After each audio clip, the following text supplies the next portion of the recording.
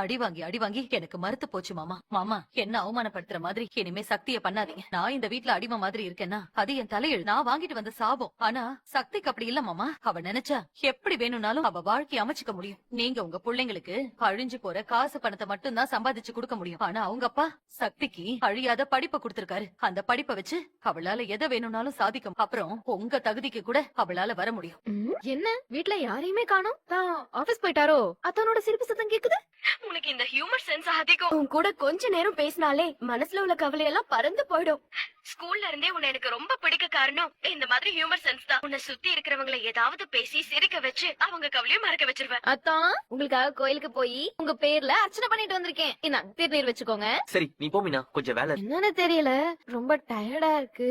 உங்க கையால ஒரு ஜூஸ் மட்டும் போட்டு எடுத்துட்டு வரீங்களா? மீனா, ரம்யாவோட ஜூம் மீட்டிங்ல இருக்க. ஓ ஜாரியத்தான், நான் கவனிக்கல.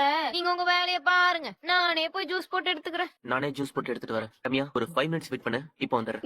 ஓஎஸ் இவனால கூட என் புருஷனை விட மாட்டேங்கிறீங்களே. என்ன அதல்ல, இவனால கூட என் புருஷனுக்கு வேலை கொடுத்துட்டே இருக்கியாலே, அத சொன்னேன். நான் என்ன பண்றது, ஒர்க்னா அப்படிதானே. ஆனா உங்களை பார்த்தா வேலை செய்யற மாதிரி எல்லாம் தெரியலையே. ஜாலியா சிரிச்சு பேசி அரட்டை அடிச்சிட்டு இருக்கிற மாதிரி எல்லாம் தெரியுது.